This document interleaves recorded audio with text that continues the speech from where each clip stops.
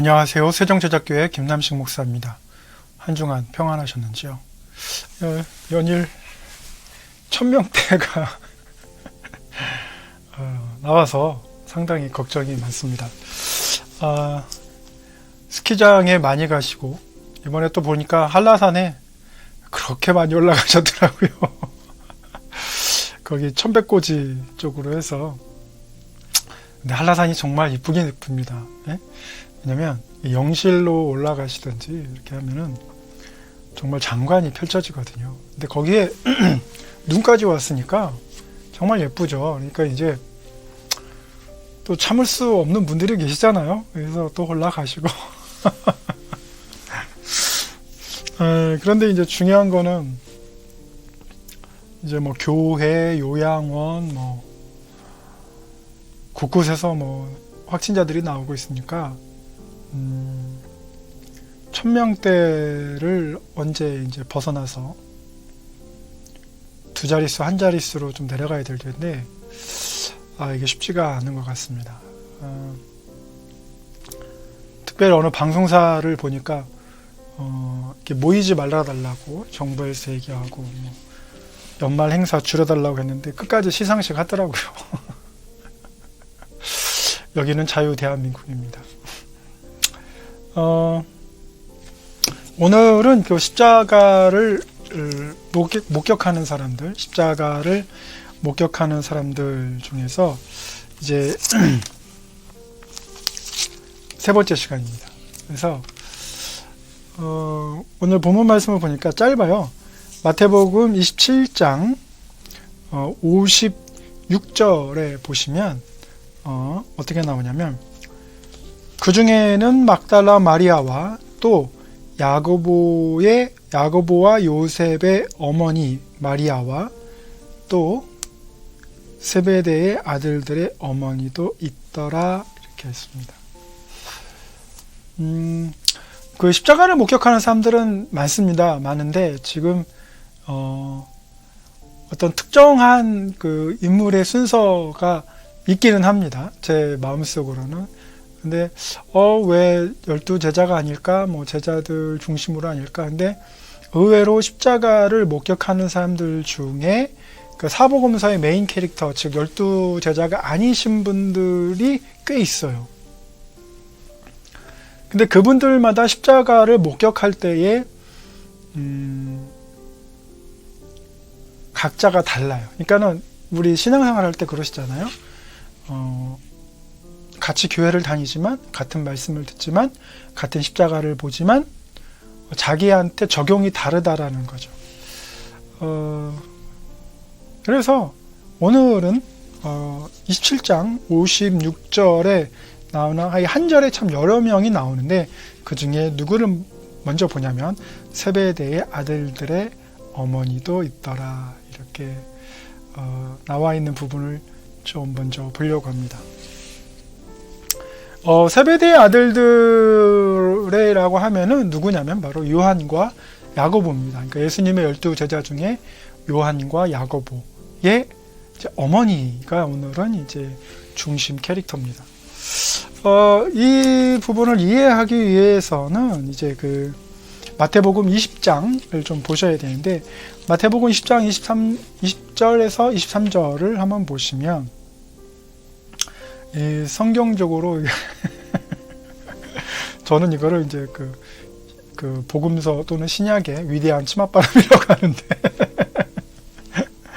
일단 먼저 말씀을 보시겠습니다. 20장 20절에서 23절 말씀입니다. 그때 세베대의 아들들의 어머니가 그 아들들을 데리고 예수께 와서 절하며 무엇을 구하니? 예수께서 이르시되 무엇을 원하느냐? 이르되 나의 이 두 아들들을 주의 나라에서 하나는 주의 우편에 하나는 주의 좌편에 앉게 명하소서. 예수께서 대답하여 이르시되 너희는 너희가 구하는 것을 알지 못하는도다. 내가 마시려는 잔을 너희가 마실 수 있느냐? 그들이 말하되 할 수 있나이다. 이르시되 너희가 과연 내 잔을 마시려니와 내 좌우 우편에 있는 것은 내가 주는 것이 아니며 내 아버지께서 누구를 위하여 예비하셨든지 그들이 얻을 것이니라. 그리고 마지막 24절에 뭐라고 나오냐면, 열 제자가 듣고 그 두 형제에 대하여 분이 여기더라. 분이 여기거늘 이렇게 나와 있습니다. 여러분 요즘 그 드라마 트렌드 보시면 좀 시청률이 좀 이렇게 높다고 하는 드라마의 어떤 주제는 뭐냐면 바로 계층 간의 갈등, 그리고 계층의 이동입니다. 예를 들면 이제 여러분은 이제 예를 들면 좀 제가 40, 50대한테 여쭤보고 싶습니다. 그리고 우리 10대, 20대들한테도 뭐 30대, 뭐 전 세대가 그렇죠. 우리 한국 분들 누구를 위해서 공부했습니까? 예? 누구를 위해서 공부했어요? 그리고 지금은 누구를 위해서 사십니까? 그리고 누구를 위해서 직장에 다니십니까?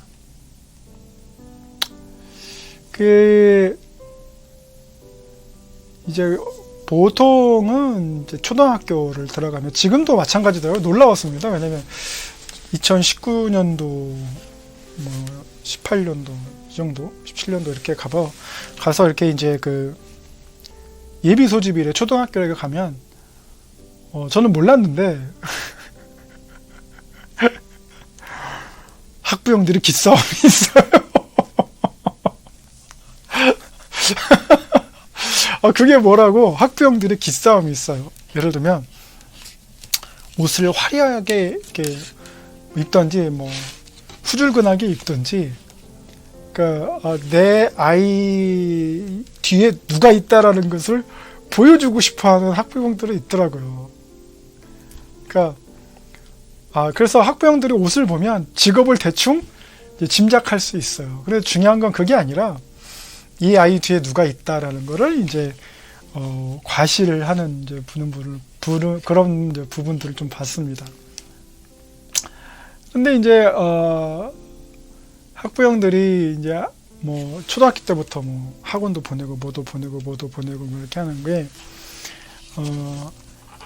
누가 뒤에 있다라는 것을 말해주는 것과 동시에 아이의 학교 생활의 어떤 성적과 이 모든 것들이 자기의 자존심을 대변하는 것으로 이제 변질이 되고 변형이 되더라고요. 그리고 나서 이제 어머니들 모임이 있습니다. 요즘에 이제 일일 교사 또는 뭐 책 읽어주기 이렇게 게 있어서 보통은 어머니들이 가는데 저는 제가 갑니다. 왜냐면 이제 제가 이제 좋아해서 가는 거죠. 근데 이제 99.9%가 다 어머니들이세요. 저는 이제 강의가 없고 그날 시간 여유가 있으면 이제 그날 잡아서 이제 가서 아이들 동화 읽어주고 이렇게 했었는데, 그 어머니들 사이에서도 이제 보이죠, 이제 기싸움. 아이들 하교할 때 받을 때 잠깐 기다리는 순간에 어머니들의 대화에서 나오는 기싸움 이런 게 있습니다. 그래서 근데 이제 누구를 위해서 공부하나, 또 누구를 위해서 학원을 다니나 이렇게 보면 아이가 학교 끝나고 뭐 방과후 수업하고 학원 다니고 막 이러는데 아이를 하나 만나면 5시 좀 넘 5시 10분? 20분 정도? 아이들 학원에서 나오는데 그게 바로 집에 가는 타이밍이 아니고 또 다른 학원을 가는 거고, 집에는 뭐 7시나 7시 반이나 8시 늦으면 그 사이에 5시면은 굉장히 배고플 시간인데 아이가 뭐 과자 하나라든지 뭐 삼각김밥 또는 뭐 컵라면 먹으면서 이제 이동을 하는 거죠. 그러니까 이제 어머니가 집에서 4시 정도에 있어서 이제 이렇게 뭐 간식을 해주거나 학교 갔다 와서 이렇게 따뜻하게 맞아줄 가정이 별로 없는 거예요, 지금 상황이. 그런데 그렇게 또 학원을 다니면서 하는 다니는 아이들의 이유가 남보다 좀 더 앞서기 위해서. 앞서면 누가 흐뭇해해요? 어머니가 제일 흐뭇해하죠. 그리고 아버지는 관심이 없냐? 그렇지 않아요. 여보, 오늘 아이가 오늘 학교에서 뭘 했는데 1등 했어. 그러면 아버지는 1등 했어라는 말에 어때요? 그래? 아유, 딸이, 우리 아들이 막 그래? 그러지 않아요. 그래? 잘했네. 많은데? 그리고 나서 아침에 출근할 때 어떡해요? 우리 딸이 1등 했어. 우리 아들이 1등 했어 하면서 여기서 막 울려요. 그쵸? 막 울리면서 내가 오늘 직장에 가서, 사무실 가서 좀 스트레스 받는 일에도 뭐 그냥 괜찮아. 오늘은 괜찮아. 왜? 1등 했어. 이렇게 아닙니까? 근데 이제 우리나라만 그런 게 아니고,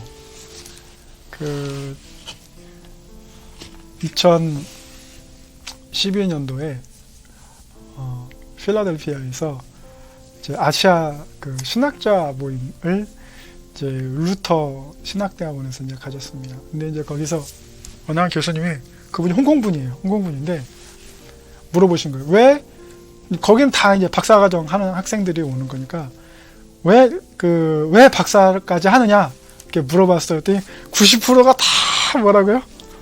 부모님 때문에. 중국에서 온 사람, 홍콩에서 온 사람, 한국에서 온 사람, 뭐 대부분 이제 이런 부류죠. 근데 이제 왜 그러냐 그랬더니 다 부모님 은혜를 갚기 위해서, 부모님 기대에 부응하기 위해서 그렇게 대답을 하더라고요. 그래서 우리나라가 지금 요즘 드라마 트렌드를 보면, 모 방송국에서 하는 모 드라마들을 이렇게 보면, 첫째, 초엘리트주의. 그러니까 고등학생임에도 불구하고 대학생, 대학원생을 능가하는 지식과 언어와 성적을 추구하는 것과, 거기서 반드시 따라오는 게 뭐냐면 높은 곳에 사는 것, 100층 이상에 사는 것, 또 그런 아파트에 사는 것, 아니면 어떤 귀족주의가 물든 어떤 빌라나, 그래서 우리가 뭐 이름을 또 캐슬이라고 부르죠. 근데 캐슬은 성주가 한 명입니다. 뭐 회사에서 아파트 이름에 캐슬을 붙이는데, 그렇게 한 건물을 지어놓고 여러 개 뭐 몇십 명 같이 모여 사는 거는 아무리 이름을 캐슬이라고 붙여봐야 신분이 그냥 평민이에요. 왜냐면 영주는 하나죠. 성주는 하나죠. 캐슬이라고 하는 데는 봉건주의 시대에 그 영주가 혼자 그래서 혼자 차지하는 거죠. 만약에 여러분이 캐슬에 살고 싶으시면 그 모든 동호수 아파트 건물 혼자 사셔야 되니까 다 사셔야 돼요. 60평짜리 아파트, 70평짜리 아파트 공간을 다 사셔야 돼요. 그런데 어떻게 하냐면 건설사들이 높은 곳에 복층으로 100평을 만든다든지 60평, 70평을 만든다고 해서 높게 살게 해서 모든 것을 다 모든 사람들 깔아보게 살게 그렇게 이제 만들어 놓고 이름을 펜트하우스라고 짓는다든지 이렇게 합니다. 그러나 건강에는 뭐가 좋냐?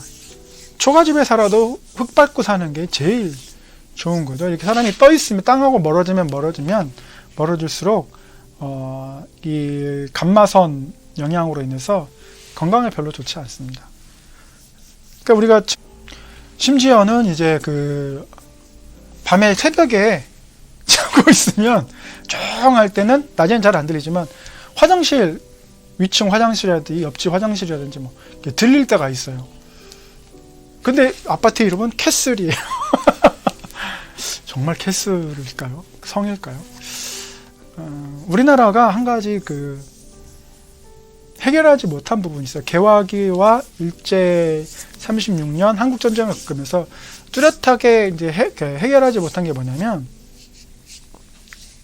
반상회 제도입니다. 그래서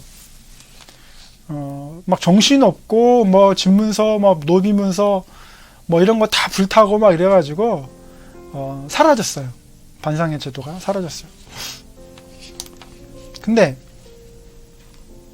500년간 이어왔던 반상회 문화, 그리고 그 이전에 고려시대 때 있었던 천민에 관한 그런 개념들, 사람 이하로 안 보는 계층 간의 그런 갈등들, 시선들, 그게 거의 1000년이 왔는데 순식간에 36년하고 전쟁 3년 했다고 해서 이렇게 사라지겠습니까? 안 사라져요. 안 사라집니다. 그래서 흔히 뉴스에서 경비원은 너는 뭐 노비야 뭐 이런 말 나오는 그 물상식한 발언들이 그게 그 한국인의 그 저의식에 이제 깔려 있는 거죠. 그래서 이제 가깝게는 교회에서 보면 이런 경우가 있어요. 어떤 경우가 있냐면 그 어느 피아노 반주자가 특별 새벽 예배 기간에 늦게 나왔습니다. 보통 반주자 교회의 반주자 20대죠. 그 불타는 열정을 잠재우고 새벽에 나와서 예배 때 반주를 이제 하는 거예요. 참 귀하죠. 그런데 어느 날 그 반주자가 전날에 신나게 놀았나 봐요. 새벽까지 잠깐 눈 붙였는데 10분 늦었어요. 그랬더니 성가대석에 앉아있는 어느 그 파워풀한 집사님이 그런 거예요. 딱 지나가는 말로 한마디만 했습니다. 돈도 받으면서. 이게 무슨 말이냐면 이제 반주자는 이제 특별하게 교회에서 감사하다고 이제 사례비를 주지요. 안 주는 경우도 있고요. 뭐 그건 주든 말든 상관없이 개인의 신앙으로 헌신하는 거니까. 근데 이제 그 반주자는 사례비를 받았나 봐요. 그러니까 돈도 받으면서.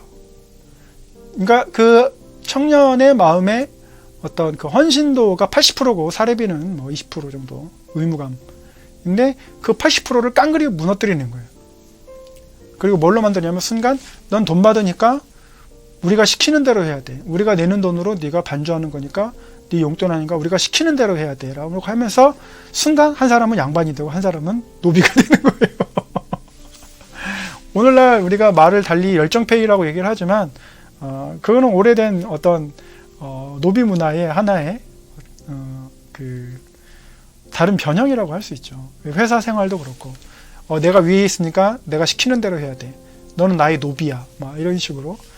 그러니까 어떤 인간의 존엄성이라든지 그래서 그 인간의 존엄성이 바탕이 되지 않기 때문에 이제 기본 시급에서도 경영자들이 노동자를 인간으로 보는 게 아니라 그냥 숫자로 보는 이제 경우겠죠.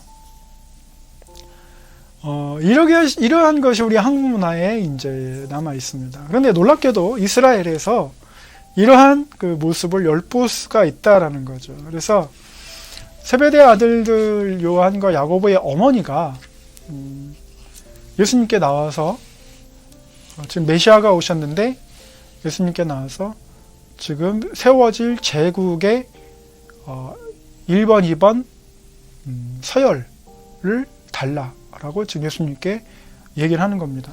근본적으로 우리가 생각을 했을 때는 이런 청탁을 할 때는 좀 은밀한 곳에서 해야 되잖아요. 네? 은밀한 곳에서 뭐 술 접대 뭐 하든지 돈을 찔러주든지 뭔가 이렇게 청탁을 하려면 은밀하게 기브앤테이크를 하면서 하는데 세베대 아들들의 어머니는 예수님께 드리는 건 없으면서 달라고만 하는 거예요. 예를 들면 당신이 정권을 잡을 수 있도록 내가 기마병사 60만을 되겠다, 40만을 되겠다, 뭐 은금 몇천 톤을 되겠다, 뭐 이래야 되는데 뭐 주는 거 없이 달라고만 예수님한테 나와서 얘기를 하는 겁니다.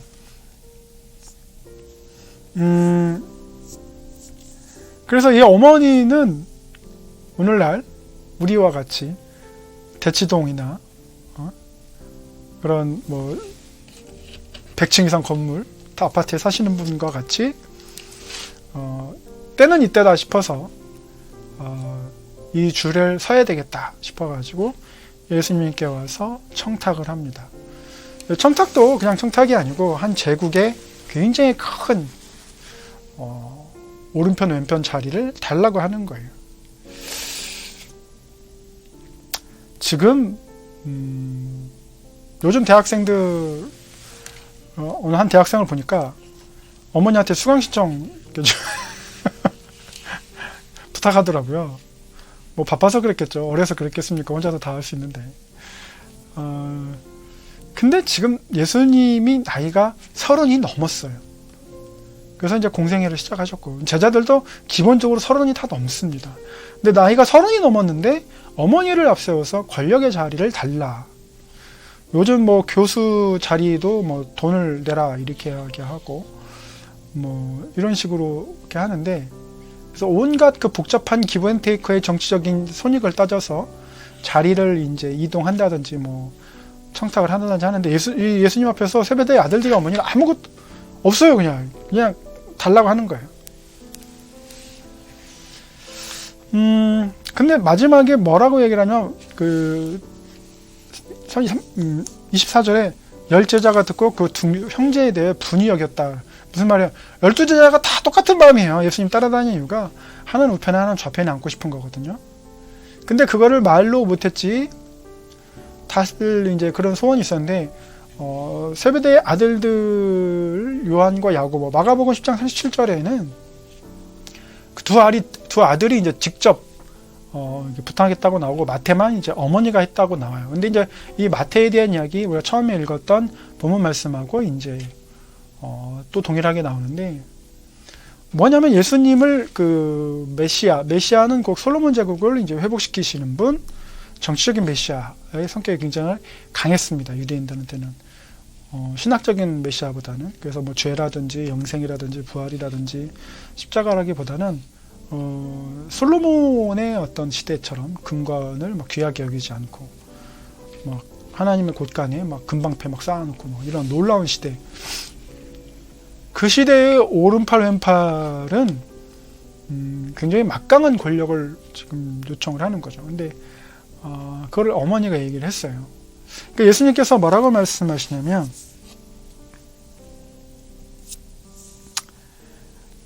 너희는 너희가 구하는 것을 알지 못하는도다. 그러니까 예수님의 그 하나님의 나라는 죄 용서와 부활과 영원한 나라, 그 하나님 나라, 종말론적인 하나님 나라를 얘기하는데, 이제 이거는 구하는 건 정치적인 부와 권력을 구하는 거고. 그래서 예수님께서 아주 이제 그 중의적인 의미심장한 말씀을 하십니다. 내가 마시려는 잔을 너희가 마실 수 있느냐? 이렇게 물어보셨어요. 그 잔은 예수님께서 겟세마네 동산에서 기도하셨던 잔이에요. 십자가의 길, 순교자의 삶. 이 잔인데 그걸 마실 수 있느냐? 이렇게 물어보신 거예요. 그러니까는 뭐라고 말해요? 그들이 말하되 할 수 있나이다. 이게 참 묘합니다. 이게 뭐가 묘하냐면,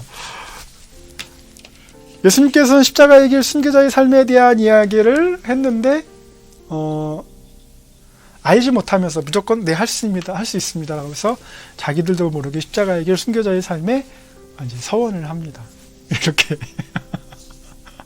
이게 예수님께서 그 서원을 받으려고 의도를 하신 건지, 아니면 부지불식간에 나온 건지, 아니면 나중에 깨달음을 주시려고 미리 이제 예언을 하신 건지, 뭐 여러 가지 해당 사연이 있겠죠. 그런데 이제 예수님께서 뭐라고 말씀하시냐면, 저는 이제 예언을 하시고 이렇게 할 거라는 세 번째에 이제 근거를 두는데, 뭐라고 말씀하시냐면, 너희가 과연 내 잔을 마시려니와, 이 말씀을 하십니다. 그래, 너희들 나와 같이 십자가의 길, 순교자의 삶을 가게 될 거야 라고 말씀을 하십니다. 그러나 누가 너희 중에 우편에 앉든지 좌편에 앉든지 그거는 아버지께 달려있다라고 얘기를 합니다. 자, 여기까지 하셨어요. 여기까지 했어요. 세베대 아들들 요한과 야고보 어머니도 여기까지 들었습니다. 그런데 화면이 확 바뀌어요. 잔. 이 잔이 핵심입니다. 십자가의 길, 순교자의 삶을 말씀하시면서, 너희가 내 잔을 마실 수 있느냐? 네, 할 수 있나이다. 너희가 그 잔을 마시려니와, 이렇게 말씀하셨습니다. 그런데 세베대 아들들의 어머니가 뭘 봐요? 그날 예수님께서 너희가 그 잔을 마실 수 있다. 그래서 마치 내가 생각은 해보겠다. 그런 나라가 되면, 그런 솔로몬 제국보다 더 뛰어난 나라가 되면 내가 너희들 자리 한 자리씩 생각해보겠다 한 걸로 알고 세베대 아들들의 어머니는 집에 돌아갔어요. 돌아갔는데 예수님께서 십자가에 못 박힌다는 얘기를 듣고, 끌려갔다는 얘기를 듣고 어머니가 따라온 거거든요. 비아 도로로사 가면서 구레네 사람 시몬이 예수님 십자가를 어깨에 지는 걸 보고 있었거든요. 그때부터 약간 안 좋아요. 세베대 아들들의 어머니가 그걸 보고 약간 안 좋아. 지금 저게 혹시 예수님이 말하려는 잔인가? 촉이라는 게 있잖아요. 우리 어머니들 촉 무섭습니다. 촉이 딱 오는 거예요. 그런데 예수님께서 뭐 하셨어요? 십자가에 달리셔서 못 박히시고 돌려 올려지면서 엘리 엘리 라마 사박구다니 아버지여 아버지여 나를 어찌하여 버리시나이까? 이런 얘기를 듣는 거를 어떻게 해요? 세베대의 아들들 요한과 야곱의 어머니가 보는 거예요. 근데 예수님께서 뭐라고 말씀하셨어요? 너희가 과연 내 잔을 마시려니와 예언하셨잖아요. 아들들이 어떻게 됐나? 십자가의 길, 순교자의 삶을 가게 된다라고 예수님께서 예언하셨어요. 세베대 아들들의 어머니가 촉이 어떻습니까? 마태복음 20장 20절에서 23절 구하지 말았어야 됐구나 라는 얘기도 딱 생각하는 거예요. 내가 그때 그렇게 말하지 말아야 됐었구나. 하나님 우편에 좌편에 앉으려면 저 정도의 고난의 길을 가야 되는구나. 내가 말하지 말아야 됐었겠구나. 내가 왜 그렇게 말했을까? 내가 내 자식을 죽였구나. 내 두 아들을, 내 생떼 같은 아들, 내가 배 아파서 난 아들 둘을, 그것도 둘씩이나 모두 저 십자가에 다 달리게 해야겠구나. 내가 그때 가지 말았어야 됐는데, 구하지 말았어야 됐는데, 그러면 저건 거 안 당할 수도 있는데 지금 어떻게 된 거지? 라고 가슴을 치며 후회할 수 있는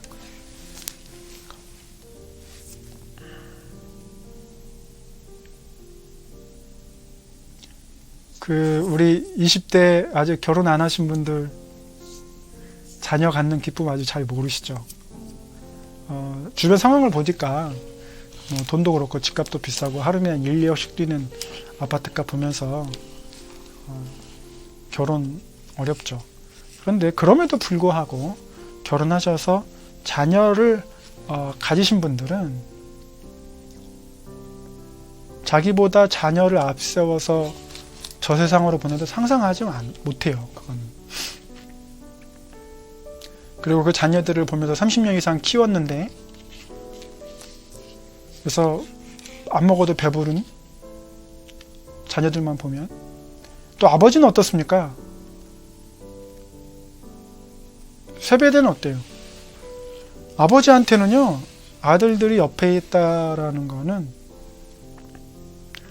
한 명이든 두 명이든 내 옆에 몇 천만 명의 병사들에게 에워싸여져서 대우받는 것 그 이상입니다. 그런데 그 아들이 둘씩이나 십자가의 길, 순교자의 삶, 황제의 반역, 비밀결사로 처형당해야 된다? 손주도 못 보고 처형당해야 된다? 있을 수 없는 일이에요. 이스라엘 마태복음 1장에 보면 족보 나옵니다. 그 족보 이어가야 돼요. 근데 여기서 대가 끊긴다니 있을 수 없는 일, 아버지한테는 있을 수 없는 일이에요. 여러분, 십자가 사건이 끝나고 나서 세베대의 아들들의 어머니가 집에 가서 세베대 그 요한과 야고보의 아버지에게 그 세베대 남편에게 얘기했을 때 그 죽은 예수가 우리 아들들을 보고 너희가 그 잔을 마시려니와 하면서 십자가로 죽어가는 삶을 그렇게 살 거라고 예언한 것 같은데 여보 우리 어떻게 하면 어떻게 해요? 이혼각입니다. 이스라엘에서는 이혼하는 게 너무나 쉬워. 내가 너한테 이혼한다고 3번 얘기하면 끝나는 거예요. 지금 어머니는 자식들 잘 되게 하려고 하다가 어떻게 해요?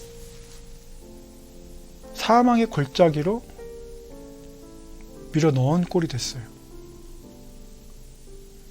3일 동안 세베대 아들들의 요한과 야고보의 어머니는 제 생각에는 식음을 전폐했을 것 같아요. 세베대는 예수님을 믿었는지 안 믿었는지 알 수 없지만 안 믿었다면 아마 술 먹고 돌아다니면서 저주했을 거예요. 아내를. 그런데 3일 만에 부활하셨습니다. 3일 만에 부활하셨어요. 부활하셨다는 소식을 듣고 12제자들이 예수님을 만났습니다. 어머니, 내가 가서 보니까 예수님이 십자가에서 죽으셨는데 그 예언대로 3일 만에 부활하셨습니다. 3일 만에 부활하셨습니다. 도마가 그 손자국과 못자국을 다 만져봤습니다. 어머니 예수님이 부활하셨습니다. 그리고 하늘로 승천하셨습니다. 그때야 비로소 세베대 아들들의 어머니는 어때요? 요한과 야고보의 어머니는 어때요? 그때서 깨닫습니다. 아, 너희가 이 잔을 마시려니와 그 뜻을 다시 한번 놀랍게 깨닫습니다.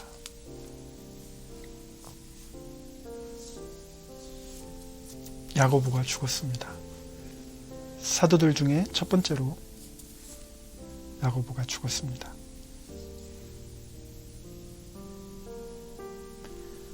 세베대도 아들을 먼저 앞세웠습니다. 어머니도 먼저 형장의 이슬로 자기 아들을 앞세웠습니다. 내 잔을 마시려니와 내 잔을 마시려니와. 어머니는 계속 그 생각이 나는 거예요. 내 잔을 마시려니와. 세상에서 가장 높은 곳에서, 세상에서 부와 권력을 마음껏 누리면서 진정한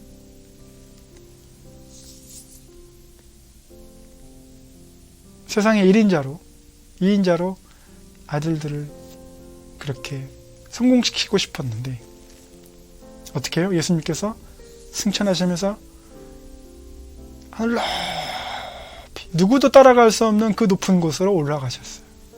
그런데 예수님께서 뭐라고 하셨어요? 너희가 내 잔을 마시려니와. 세상에 100층, 200층, 300층, 400층 꼭대기 펜트하우스에서 산다 할지라도 이 예수님께서 주시는 영광은 비할 바가 못 되는 거예요. 사도들 중에 맨 먼저 순교자가 되면서 야고보가 이제 죽음에 이르렀습니다. 그날에는 예수님처럼 부활할 것이고 그날에는 예수님처럼 하늘로 올려올 텐데 그때 예수님의 진리를 알게 됩니다. 요한은 반모섬에서 유배되어서 마지막 때의 모습을 계시록으로 남기는 영광을 얻습니다. 세베대 아들들의 어머니, 즉 요한과 야고보의 어머니가 돌아가실 때 어떤 유언을 남겼을까요? 어떤 유언을 남겼을까요? 세베대는 또한 어떤 유언을 남겼을까요? 상상해보면 하나님께 감사한 거죠. 야훼, 우리 여호와께 감사한 거죠. 우리 아들들이 메시아와 함께 있었고 메시아와 함께 사역했고 메시아의 그 부르심에 힘입어 열심히 사도로서 사역하다가 순교하고 또 그렇게 살아갈 그 요한의 모습을 보면서 깊은 감사를 하는 거죠. 여러분 어떻게 해야 하나님 우편에 하나님 좌편에 세상 가장 높은 곳에서 부귀와 영광과 존경을 받을 수 있을까요? 오늘 요한과 야고보를 보니까 십자가의 길, 순교자의 삶을 살 때 그렇게 귀한 존경을 받을 수 있습니다. 2000년이 지나도 21세기가 되어도 세베대 아들들 요한과 야고보의 그 헌신과 순교를 우리가 지금도 기억하고 있습니다. 결국에는 예수님께서 세상 물질과 권력을 구하는 어머니에게 무엇을 주셨냐면 영원히 변치 않을 영광과 존귀를 허락하셨어요. 그래서 결국에는 한시적인, 유한적인, 세상적인 것을 구하다가 세베대 아들들의 어머니는 영원한 것을 얻게 되었습니다. 당연히 예수 그리스도 믿고 세베대도 예수 그리스도를 믿고 아들들을 그렇게 귀하게 사용해 주신 하나님께 감사했을 겁니다. 우리 자녀들, 이를 시청하시는 우리 시청자 여러분의 자녀들, 조심스러운데요. 내 잔을 마시려니와, 내 잔을 마시려니와. 세종제작교회 김남청 목사였습니다. 감사합니다.